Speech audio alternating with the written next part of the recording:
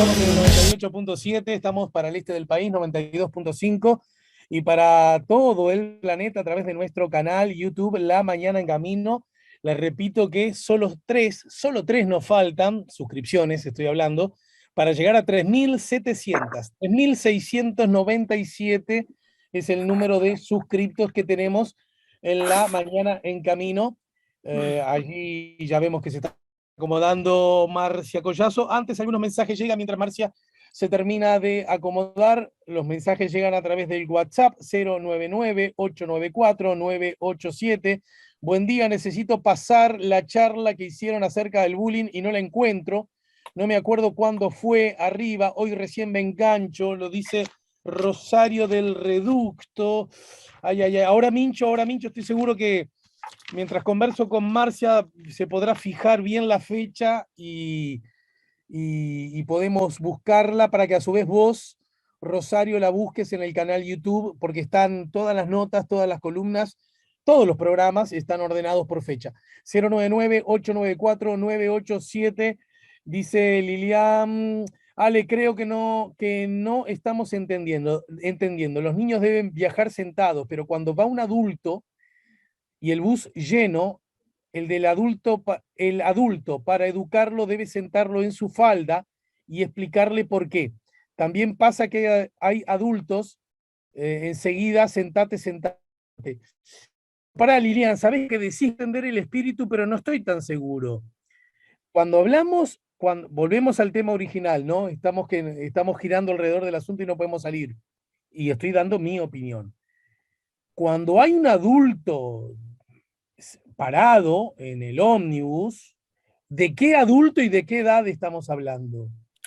Porque si es un adulto joven, yo que sé, que va entre los 18 hasta los 50 años, por decirte algo, no sé, me voy a incluir hasta los 56, yo la verdad, yo estoy en el ómnibus, claro, el ejemplo no es bueno porque viajo poco en ómnibus, porque trabajo en lugares cercanos a mi casa y de lo contrario voy en mi propio automóvil, así que no quiero sacar la pata del lazo, pero yo no sé si está bien que el niño pase a la falda de un adulto de mi misma edad para que yo pueda sentarme. No está tan claro, porque ni siquiera me doy cuenta si el niño sentado en la falda del adulto no está en posición más riesgosa incluso, ¿no? Ante una frenada, etcétera. Yo no lo tengo claro. Sí tengo claro que el adulto mayor, el más anciano, el más, en fin, o el que tiene alguna dificultad, ese sí tome asiento, pero no en detrimento del niño, sino en detrimento del adulto. Es el adulto el que tiene que dar el asiento. Ya lo he dicho de todas las maneras posibles, mi opinión. Los niños no tienen que dar el asiento, lo que tienen que dar el asiento son los niños. Y si queremos enseñar a los niños, como acaba de decir Álvaro Alcuri, los niños aprenden con el ejemplo. Pero esa es mi opinión. A ver, rapidito porque así recibo a Marcia, hablamos de la batalla de las piedras, adulto mayor que por supuesto tiene lugar para 60 años, tiene lugar para 60 años, dice alguien más. Ah, los ómnibus con 60 años ya tenés un lugar, ¿no? Qué loco. A ver. Dice, son pela, Fabi, claro, a Marcia la agarra un poco descolocada esta charla porque arrancó en el comienzo del programa, Marcia querida, por el tema de la lluvia y si ir o no ir a la escuela los días de lluvia. Son una manga de viejos de M, dice, todos, nunca fueron niños, aunque es cierto que hay cada niño con cada lomo que parece magurno de túnica, lo dice Pela Fabián. Bueno, cuando hablábamos de los niños, yo por lo menos hablaba de los gurises en edad escolar, ¿no? 099-894-987 en el monibús, ómnibus, supongo, el adulto agarra al niño con una mano y con la otra tranca contra el asiento de adelante previendo la frenada. Obvio que depende de la fuerza de los brazos del adulto para sostener la frenada. Me llamo Hernán y digo por el intercambio de hoy de la escuela, no recuerdo, a Mincho de Mercedes, lo conocí en la mañana en camino en esta nueva etapa de él en el programa. Así que Hernán, ¿no? Es el otro mercedario que fue a la misma escuela en el mismo tiempo que fue Mincho en la bellísima Mercedes. Hola Ale, buen día en Orlando. Viajaba en bus, ok, y subieron varios niños, 2 o 3. ¿Y sabes qué? Fue una estampida de personas ofreciéndole el asiento a los niños. La verdad, amigo, que me acordé de usted. Lo dice Gerardo, que manda abrazos. Claro, porque yo esto lo sostengo desde hace mucho tiempo. Pensemos que los conceptos de antes eran diferentes y no todos tienen la facilidad de cambiar sus ideas tan rápidamente.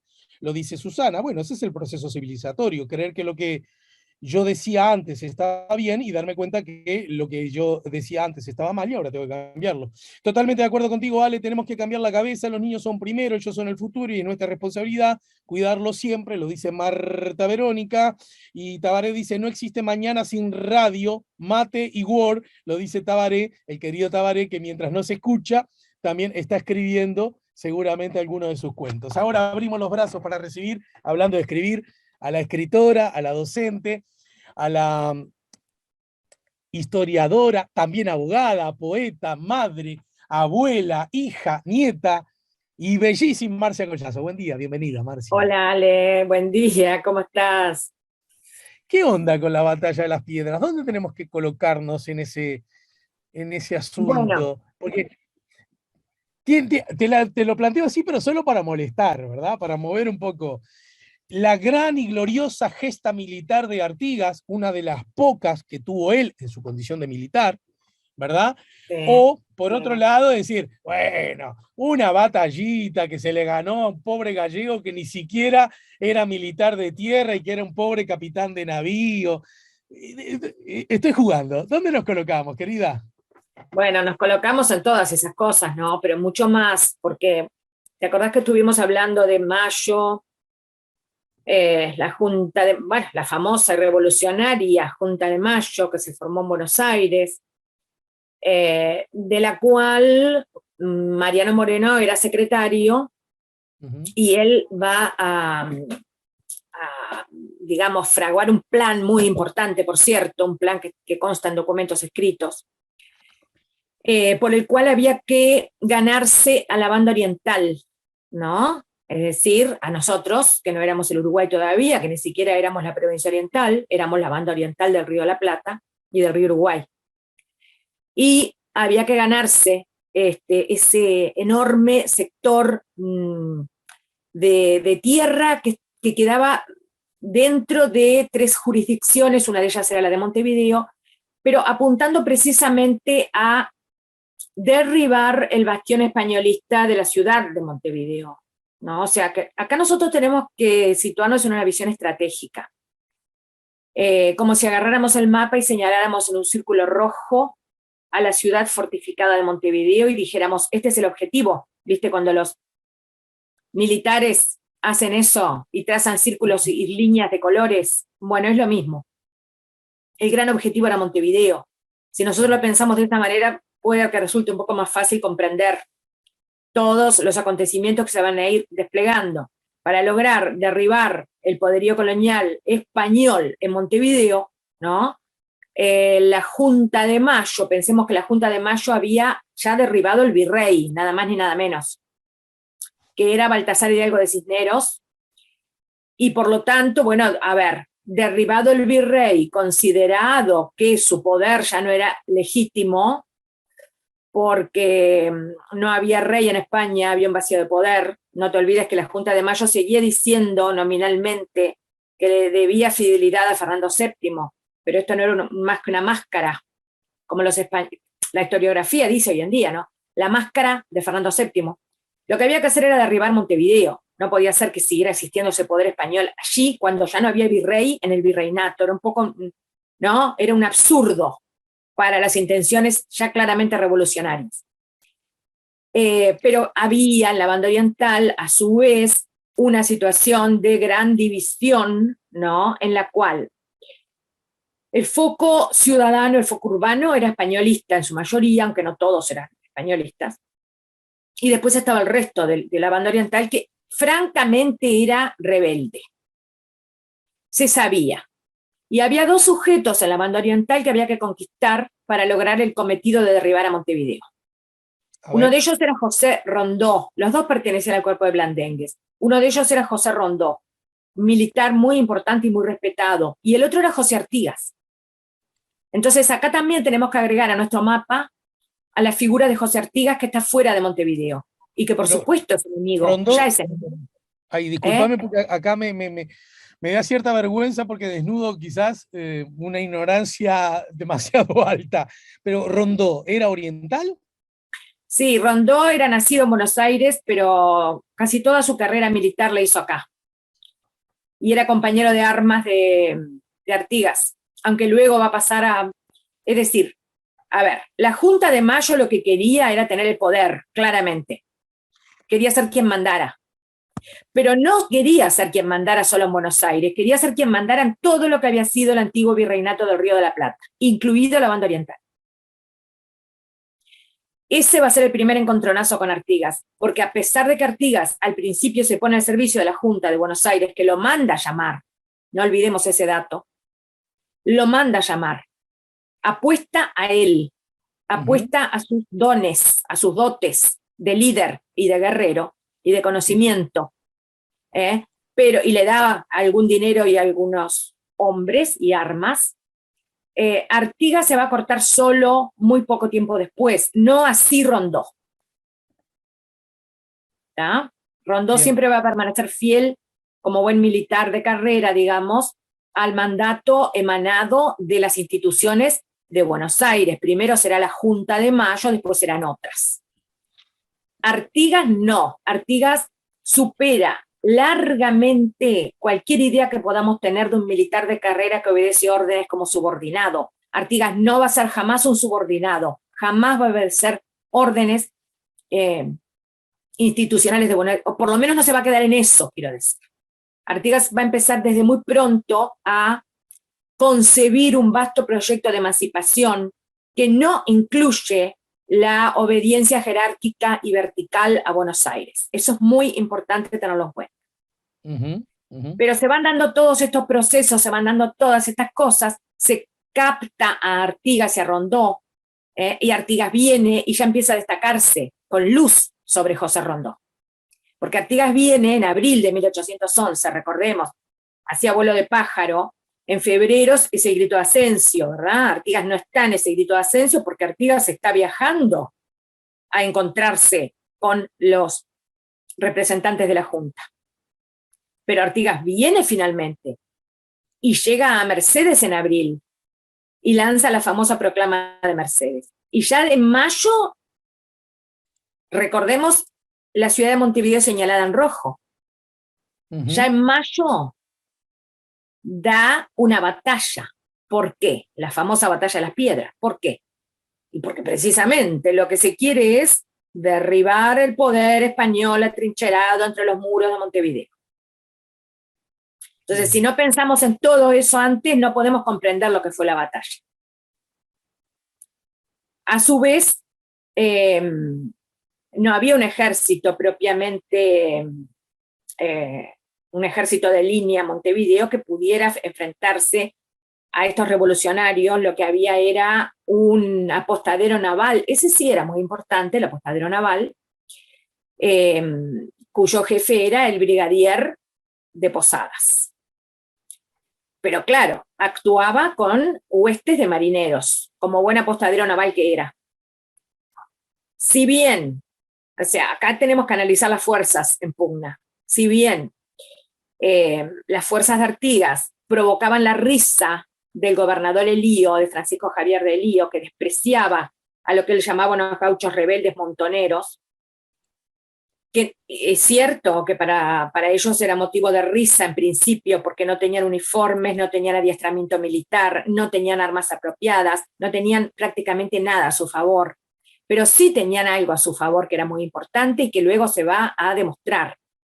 Y era el sentimiento de libertad, de liberación, el sentimiento de soberanía, de autonomía, que ya los alentaba, desde mucho antes, no es que nació ahora.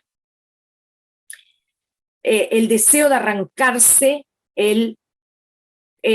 ¿cómo te voy a decir?, el yugo opresor del gobierno colonial, que eso sí se venía sintiendo desde hacía muchísimo tiempo como un verdadero peso insoportable, ¿verdad?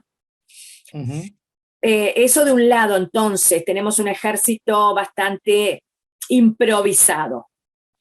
Pero del otro lado, del lado de Montevideo, tenemos un ejército que tampoco era lo mejor del mundo, En vano se había esperado el prometido ejército que iban a enviar de España, nunca va a llegar.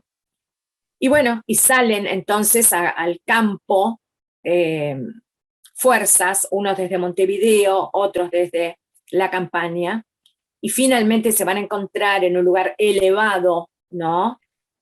Muy cerca del poblado de Las Piedras.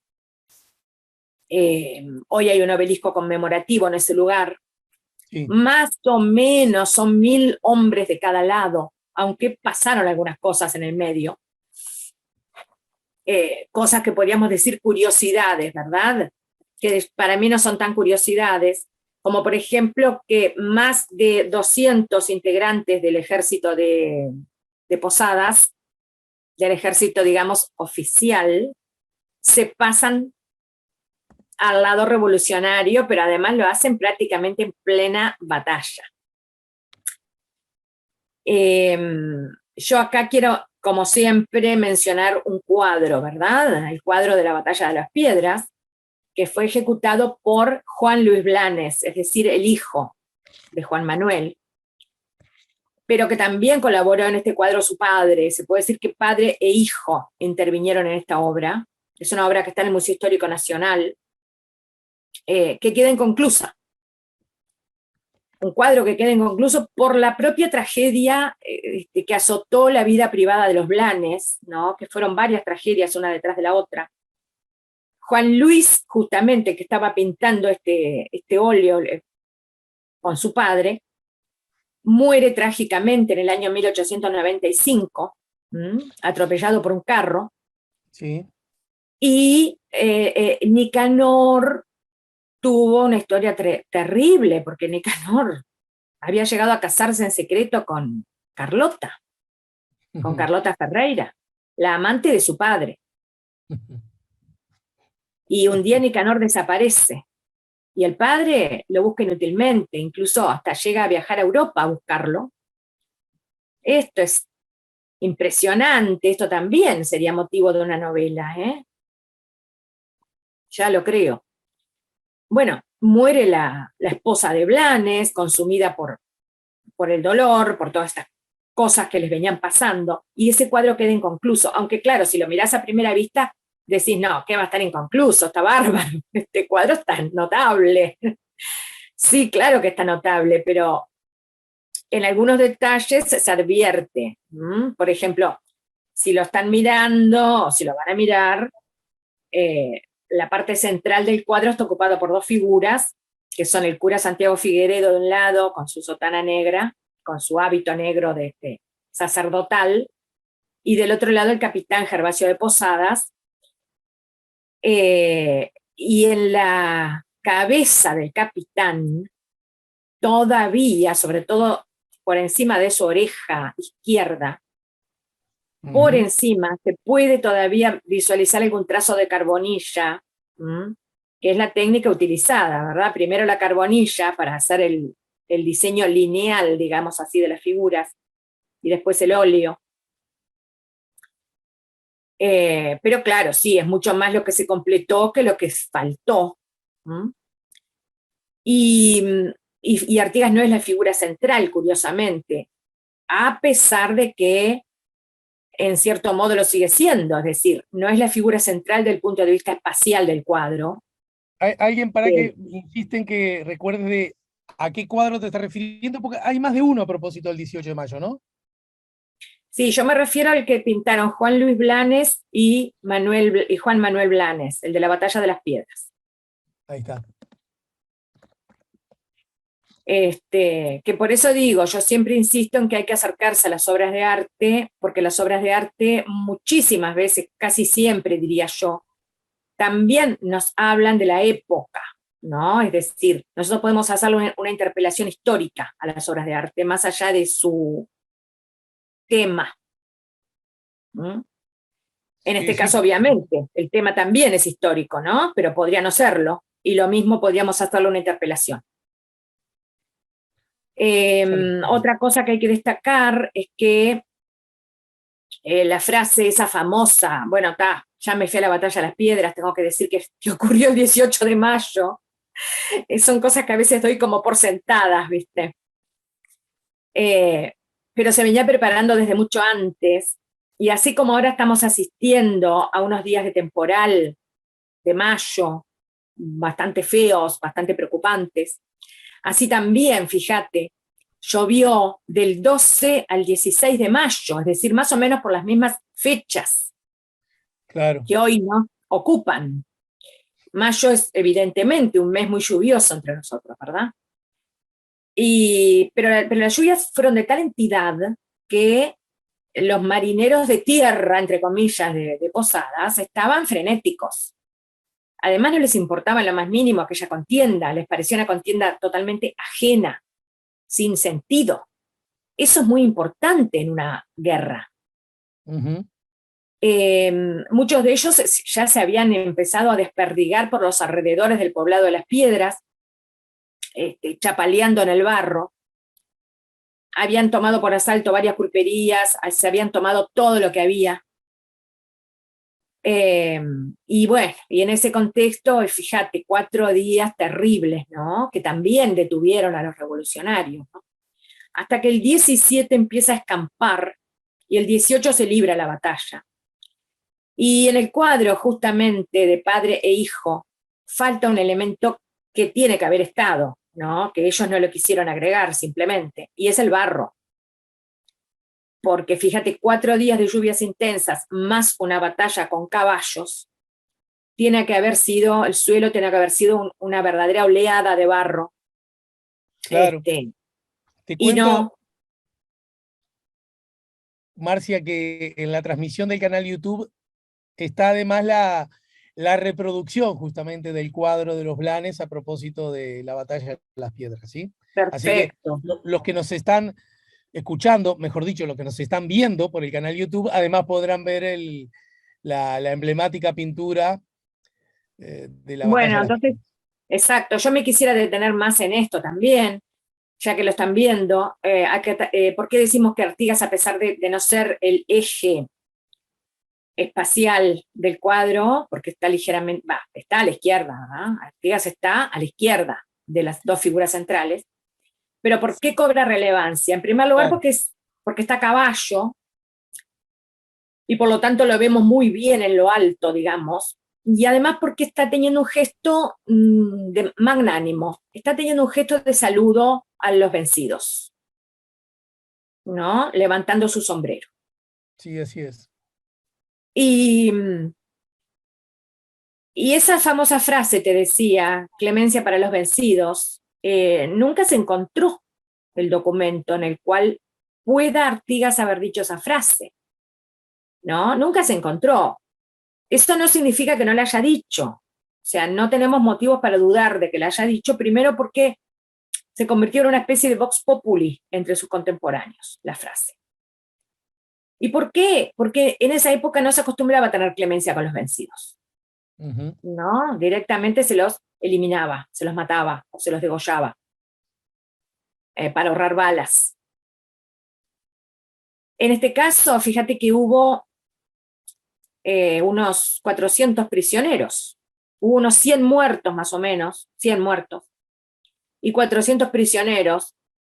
Fíjate que si decimos que hubo unos 1000 hombres de cada lado, 400 prisioneros es mucho incluso para los estándares de la época. Entonces sí debe haber habido una orden de Artigas en el sentido de tener clemencia con los vencidos y auxiliar a los heridos. Claro, claro, claro, claro. Y auxiliar a los heridos sabemos que sí, que lo dijo, porque muchos de los heridos marcharon al poblado de las Piedras, que si se fijan en la pintura se ve a lo lejos. Claro, habría que agrandar la pintura, pero se ve a lo lejos y se ve la iglesia, Sí, se ve la iglesia, sí. se ve la iglesia. Bueno, estamos hablando del poblado de las Piedras, eh, y ahí marcharon muchos heridos, que creo que casi todos los que marcharon murieron, y consta su fallecimiento en actas parroquiales. ¿Mm? Bueno, ¿qué otras cosas podemos decir? ¿Qué sentido, qué significación tuvo esta batalla? Bueno, fue un triunfo de los patriotas, como decíamos, muy alta la vara de la moral entre los patriotas, sin la menor duda. ¿Mm? El hecho de que 200 hombres hayan pasado a las filas revolucionarias en pleno campo de batalla es descomunal, es simplemente descomunal. Pero agreguemos a eso la heroicidad de este triunfo por parte de gente que, si también miran el cuadro, ustedes podrán ver que hay algunas personas uniformadas, hombres uniformados, y hay hombres que no están uniformados, que llevan sus atuendos de gauchos, de campaña. Bueno, esos son los revolucionarios, que no tenían uniforme, y que sin embargo tuvieron este triunfo. Pero además fue un triunfo importantísimo porque quebró en buena medida no solamente los ánimos de los españoles, sino, y su discurso obviamente, sino que también le dio, ¿cómo te voy a decir?, viento en la camiseta a la revolución, en el sentido de ir cobrando cada día más adeptos. Claro, claro, claro. Sí, es cierto que si vos pensás, fue una batalla menor al lado de grandes batallas como las de las guerras napoleónicas, pero nadie dijo, ni en ningún lugar está escrito, que una batalla tenga que ser terriblemente sangrienta y compuesta de miles y miles de combatientes para que el triunfo sea importante. En este caso el triunfo fue importante y no hubo necesidad de mayores derramamientos de sangre. Uh-huh. ¿Por qué decimos esto? Y bueno, porque de acá en adelante la revolución de puertas de Montevideo hacia afuera se va a afianzar, no hacia adentro. Hacia adentro van a pasar otras cosas. O sea, los españoles se van a seguir atrincherando en los muros, ya sin atreverse prácticamente a hacer avanzadas hacia extramuros, pero van a expulsar a las familias de los patriotas, entre las cuales va a estar la familia de Artigas, en ese momento compuesta, o sea, los que salen de Montevideo son su suegra, tía, Francisca Artigas, su esposa, Rosalía Villagrán, y su hijo pequeño. Las dos hijas que tuvo con Rosalía murieron antes del año de vida. Salen, son expulsadas estas familias, y son expulsados también los famosos padres franciscanos. Hay también, te diré, hay también una pintura interesante de Diógenes Ecket, Ecket con H, C, Q, en donde se ve la expulsión de los padres franciscanos que ocurrió en horas de la noche, y les gritaban, ¿verdad? Les gritaban los españoles, vayan a juntarse con sus amigos los gauchos. Eso, vayan a juntar, el famoso. Estaba claramente delimitado el campo y los bandos en pugna. Entonces, nada más que contarles a los oyentes, bueno, ¿qué va a pasar de hoy en más? De hoy en más va a pasar que se va a volver a poner sitio a Montevideo, va a ser el sitio de 1812. Después de eso viene la marcha secreta de Artigas por desavenencias con Buenos Aires, por lo que yo te decía antes, que Artigas no se va a limitar a tener un rol de militar subordinado a las órdenes de Buenos Aires, sino que Artigas se va a convertir en un verdadero líder revolucionario de marca mayor, con un programa geopolítico que ya comienza a conformar. Y así se da esa marcha secreta, y luego se da, ¿qué cosa? El famoso éxodo del pueblo oriental. Por supuesto, las asambleas orientales. Este año 1811 va a ser tremendamente movido, Ale. De eso tendremos ocasión de conversar. ¿Cuánta cosa distinta pasó ese año, no? Muchísimas cosas pasaron, porque, por ejemplo, después del triunfo de las Piedras, Artigas lo primero que hizo fue expresar su voluntad de sitiar Montevideo, cosa en la que no lo acompañó la Junta de Buenos Aires. Primera disidencia ya para empezar, así de entrada. Después de eso, además, como no querían y como celebraron un armisticio con el lío, que para los patriotas fue una traición, lisa y llanamente, por eso se dieron las dos asambleas orientales. Esa es otra cosa que le quiero decir a la audiencia, porque a veces uno dice, pero ¿por qué fueron las dos asambleas orientales? Fueron porque se quería llevar el sitio a Montevideo y sostenerlo además a ese sitio, y para eso se pretendía contar con la ayuda de los ejércitos enviados por la Junta de Mayo, cosa que no va a ocurrir. Se van a retirar esos ejércitos porque celebran un armisticio prácticamente secreto con los españoles. Y los orientales estaban tan, pero tan indignados que decían que iban a seguir el sitio con palos y con cuchillos y con piedras. Por eso se celebran las dos asambleas. Por eso se dice que las dos asambleas son la señal de identidad de los orientales, la primera señal de identidad. Nos reunimos nosotros a despecho de lo que quieran decidir sobre nuestra suerte en Buenos Aires. Porque nosotros no somos meros subordinados de Buenos Aires, nosotros somos un pueblo con una voluntad y con una intención y con unas aspiraciones que no vamos a permitir que sean desatendidas. Ese es el verdadero espíritu de las dos asambleas orientales. Bien, bien.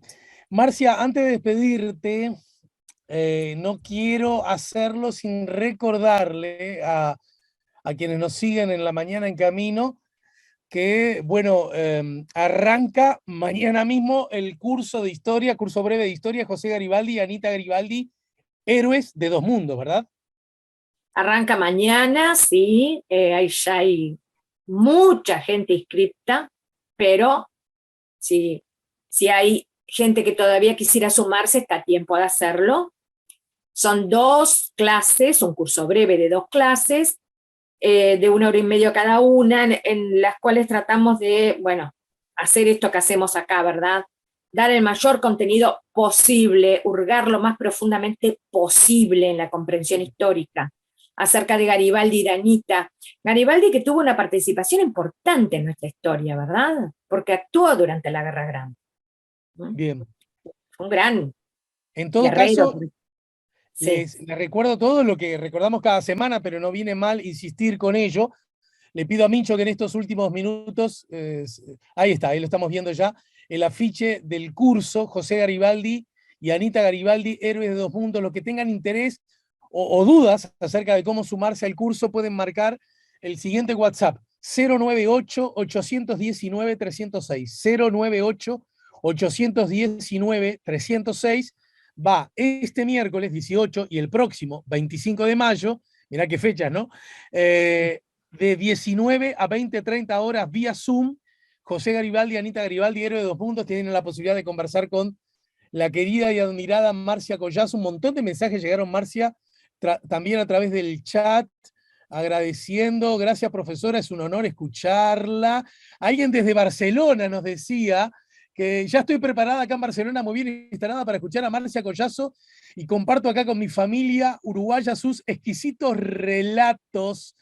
Muchas gracias. Bien, bien. Ahí tenés, la hinchada de distintas latitudes. También le digo a la gente que no vive en Uruguay que se puede sumar por esa misma razón al curso de YouTube José Garibaldi y Anita Garibaldi. Bueno, te tengo que dejar, mi querida. Te abrazo, te beso y te agradezco como siempre.